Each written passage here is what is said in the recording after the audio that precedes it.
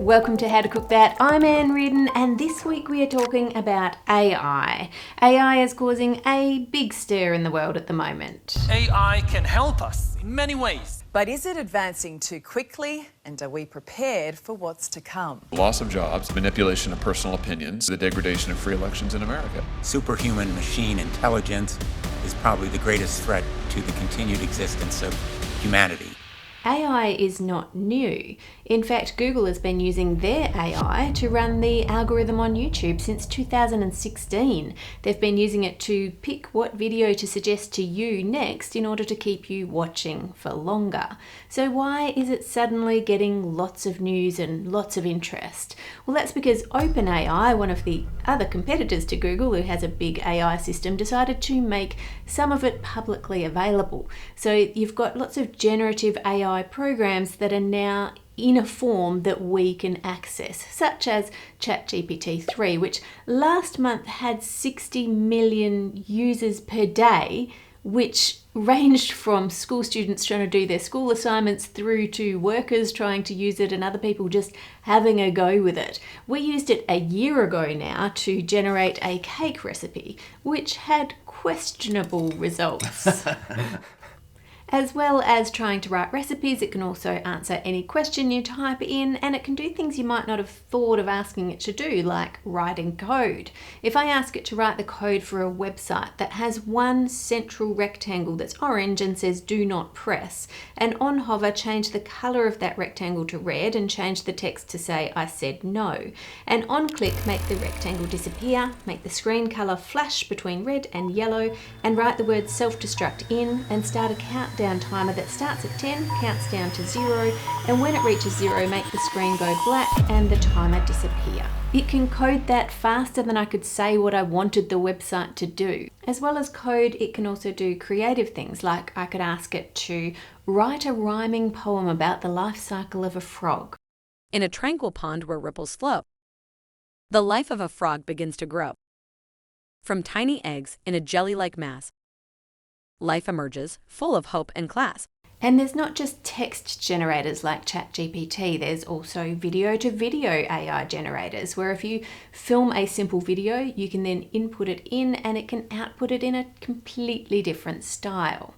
Now, while that looks fairly impressive at the moment, it's still fairly low quality and very expensive to use it, even just for a few seconds of footage. But there's also AI voice generators, which are in the news at the moment for generating fake songs, like the fake Drake song, which sounds convincingly like him. Released just a few days ago, it's already hit 9 million views on TikTok. The fake collaboration has now been removed from streaming sites. And on top of all of that, there are pictures. Programs like Midjourney use AI to take your text prompt and spit that out as 4 different images. And if you like one of them, you can click on that one and it will upscale it and make it bigger for you. So it's looking like AI can do a lot of things. So why are people so worried about it? Well, there's quite a few things, but let's start with number 1, which is the copyright concern. Let me show you this way. This is our dog Molly. This is a real video. It is not AI generated. Hands up! Like bang! She is very cute and she can do lots of tricks. And the breed that she is a Cotton d'Atulia. Lots of people have not heard of that breed of dog before, but when I asked Midjourney to do a pencil sketch of a Cotton d'Atulia, this is what I get. It's actually pretty accurate. And then if I ask for a very colourful, splotchy watercolour painting of a Cotton d'Atulia chasing a butterfly, pretty cute, right? But then you have to stop and think, how does Midjourney even know what a Cotton d'Atulia looks like? And how does it know what a pencil sketch should be and what a splotchy watercolour is like? Well, the answer is AI has to be trained. It has to be trained on data sets with lots and lots and lots of inputs. So it's been trained on lots and lots of photos and lots of different artworks so that it knows when I ask for a pencil sketch, what a pencil sketch should be. And when I ask for a Cotton d'Atulia, what that should look like. But then the question is whose photos were used and whose artworks were used to train it. At the moment, there is no transparency. We can't actually see what dataset was used to train the AI, so we don't actually know. But the issue becomes a little bit clearer if we start asking some more specific questions. So if I ask Midjourney to paint a cotton datulia in the style of Andy Warhol, then I get this, which clearly it knows what Andy Warhol's style is, and in order to know that, it must have been trained on his images. What about Roy Lichtenstein? It seems to struggle quite a bit with the Ben-Day dots. It should have all the same size circles there, but it clearly knows the artist's style. What about if we try Van Gogh? You can see those big bold brush strokes there that are very typical of Van Gogh paintings. How about children's book illustrator Quentin Blake? If you don't recognise his name, he's the one who did all the sketches in the Roald Dahl books, and it seems that AI has seen his drawings before. How about James Gurney? He's known for his highly detailed illustrations in the Dinotopia books with those warm reddish-brown tones that look just like what Midjourney put out. Or we can try Eric Carle, the author and illustrator of The Very Hungry Caterpillar, with its distinctive bright colour palette. Or we could try the unmistakable style of Japanese artist Takeshi Murakami. This is not just a concern for artists though. Midjourney can also produce photos. I asked for this one in the style of photographer Alex Prager, who is known for photos that look like they were taken on a movie set. Now, because photos and artworks are very visual, it's easy for us to identify different styles in them.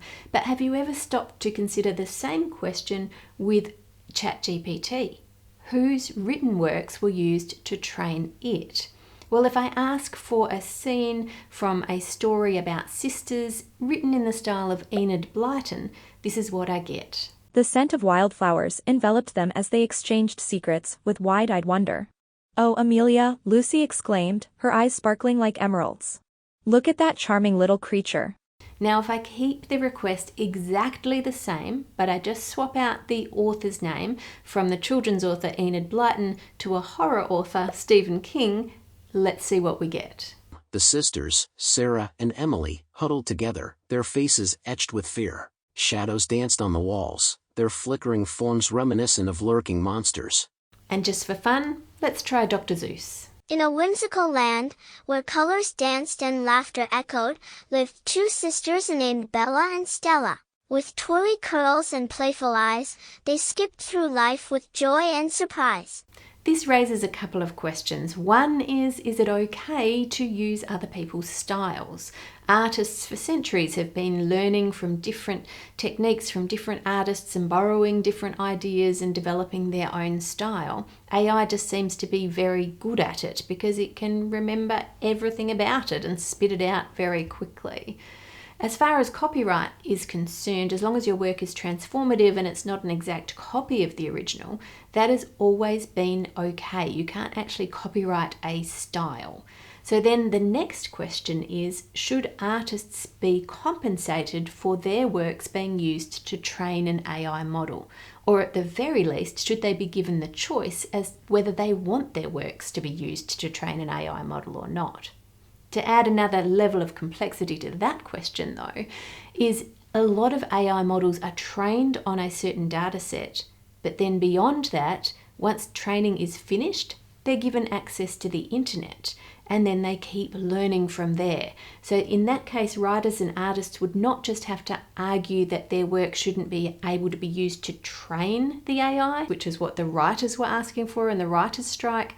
They would also need to ask for AI not to be given access to the internet so it then can't just access their works after the AI model was already trained.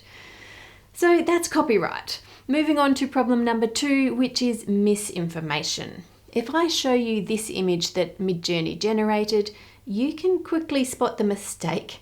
The body is backwards and so is the head. But how about this one? It's so detailed and complex, it's almost perfect.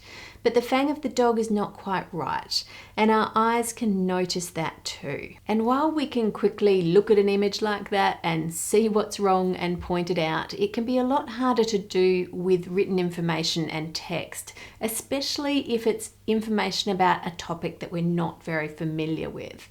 So let's ask it a question about something that we are familiar with. We'll ask it a food science question, and we'll ask, have there been any deaths from food colours? Yes. There's been cases of deaths associated with food colors, although they are rare.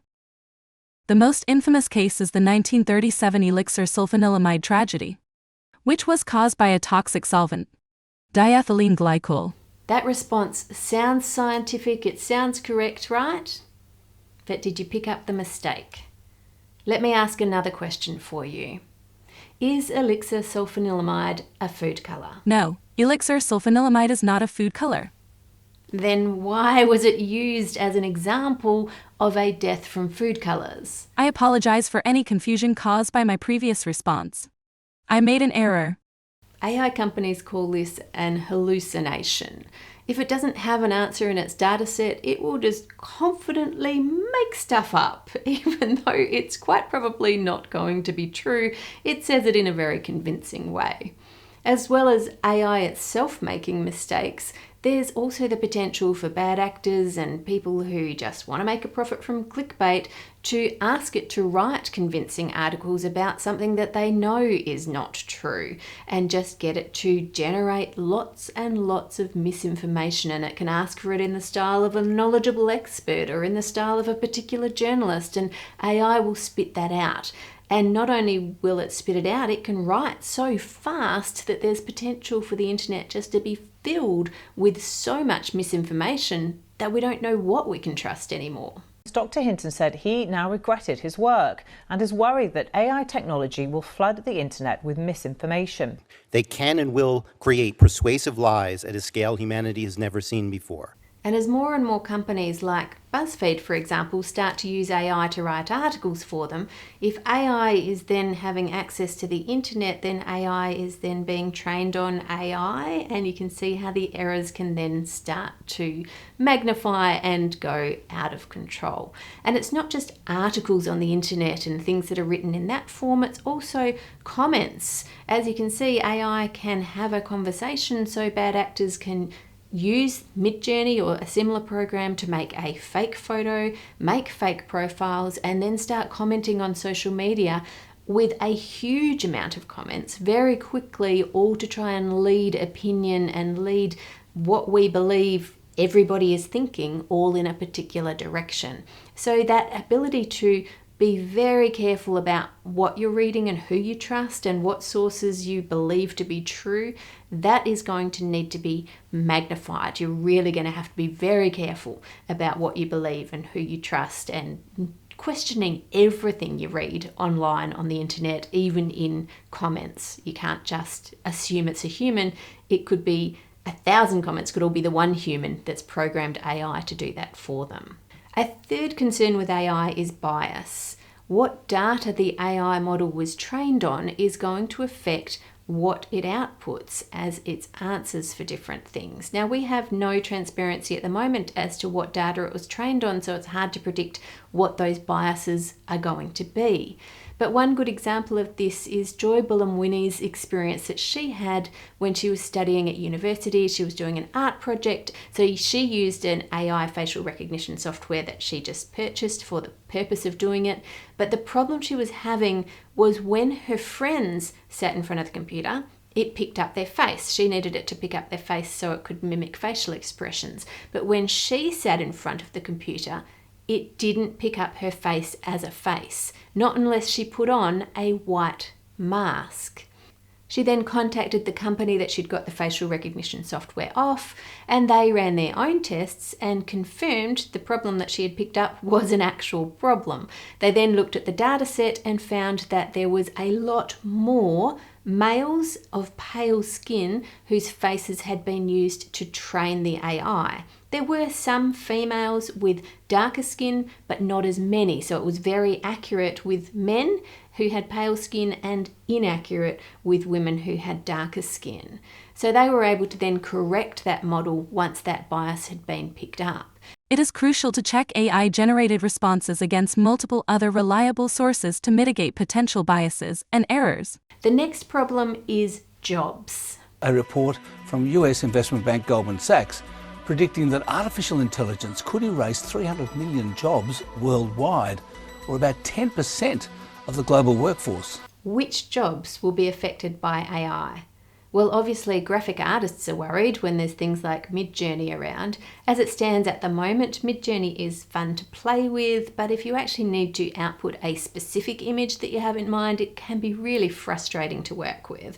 For example, when I wanted an image of King George eating a snowball-shaped dessert for one of the 200-year-old videos, it kept making King George look more and more like a snowball. He got rounder and rounder and his hair got whiter and whiter until eventually I got this. Midjourney is also hopeless with text, it's hopeless with numbers. If you want it to say something specific, you're not going to get that output. But let's fast forward a few years and say that all of that is fixed, then yes, you would imagine it is definitely going to affect the jobs of graphic designers. However, there is a little bit of hope. The US Copyright Office has said that AI authored works and images are not able to be copyrighted because they are not made by a human. If that stands, then no large companies will use any AI-generated artwork or graphic designs because they want exclusivity, and for that you need copyright, and they also want to be able to monetize their visual assets by merchandising, and you can't do that if you don't own the copyright to it because other people could just do the same thing with your images. So that would at least protect some graphic designers' jobs. The issue is though, how do you know if it was made by AI or not made by AI? Back in September last year, a comic book was granted copyright by the US Copyright Office that was illustrated by Midjourney. It even said Midjourney on the cover. And then once it made lots of news headlines of the first ever AI book to be copyrighted, it then revoked the copyright protection. It said, we didn't realize it was made by AI illustrations, only the text and the layout can be copyrighted, but not the images. So they're relying on people being honest and saying whether they used AI or they didn't use AI, and it'd be great if everybody in the world was honest, but I just don't think it works that way. So I'm not quite sure how they're going to actually draw the line there. And then there are other jobs like coders we already talked about, and data analysts. AI is very good at analysing large amounts of data to come up with different predictions and conclusions. And then there's also things you might not have thought about, like diagnostic radiographers. AI is being trained to come up with the diagnosis based on different x-rays and scans, and is getting to the point where it can get the diagnosis as accurate as a human that's trained for years at university to do the same job. The makers of AI all seem to agree that it is definitely going to affect jobs. GPT-4 will, I think, entirely automate away some jobs, and it will create new ones that we believe will be much better. That's of little comfort to those who feel like their jobs are already starting to be replaced by AI. So apart from job losses and misinformation and bias and copyright, are there any other issues? Well, that's the majority of it for the moment at the level that AI is right now. Some people have been talking about AI superintelligence, where AI is basically smarter than humans in every possible area and it's not making any mistakes. We're not there yet. That would be a whole nother level of concerns that would have to be in a future video. With thanks to my patrons for your amazing support that allows me to make these videos for you. Make it a great week by being kind to others, and I'll see you on Friday.